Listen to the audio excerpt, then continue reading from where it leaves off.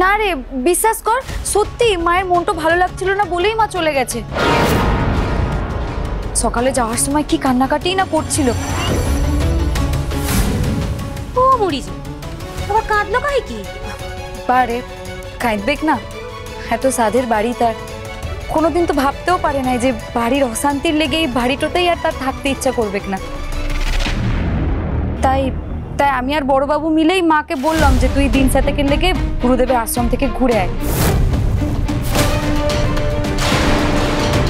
তোরা চিন্তা করিস না মেজদাদা বাবু, বড় দিদি, তোদের বিরুদ্ধে কেউ কিচ্ছু করছে না। তোরা আমাদেরকে দয়া করে এই বাড়িটাতে থাকতে দিয়েছিস, এইটাই তো অনেক। আচ্ছা শোনো বৌদি, গেছে যখন ঘুরে আসুক, 7 দিনের তো ব্যাপার, 7 দিন পর তো সে বাড়িতেই ফিরতে হবে, আর কোথায় যাবে তাই না? তেমন হলে আমি আশ্রমে ফোন করছি, ফোন করে জেনে নিচ্ছি আদৌ সেখানে গেছি। হ্যাঁ কর না, ফোন কর, মা তো একটু পরে পৌঁছে যাবে, তখন নয় ফোন করে জেনে নিস।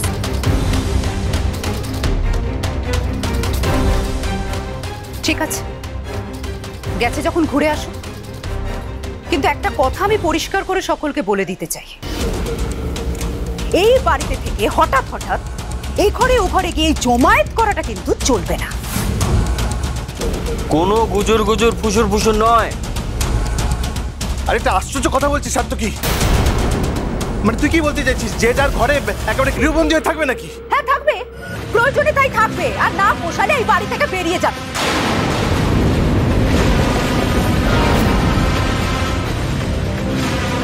বৌদি ঠিক আছে, শোন দাদা, যদি কথা বলতেই হয় তোদের এই ড্রয়িং রুমে এসে কথা বলতে হবে।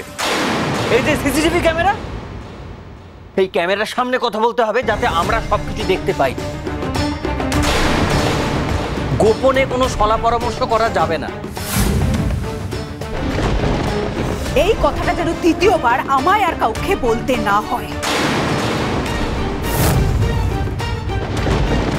চলো সাত্তকি, আয় ময়না।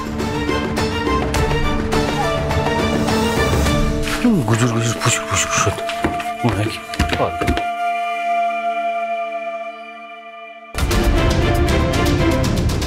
কিরে রাঙা, এরা তো দেখছি ও তো আমাদের মধ্যে কথা বলার সব রাস্তাই বন্ধ করে দিল।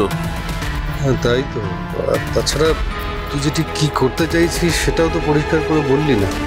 চিন্তা করিস না বড়বাবু, আজ বিকেলের মধ্যেই আমি তোদেরকে সব প্ল্যান বলে দেবো।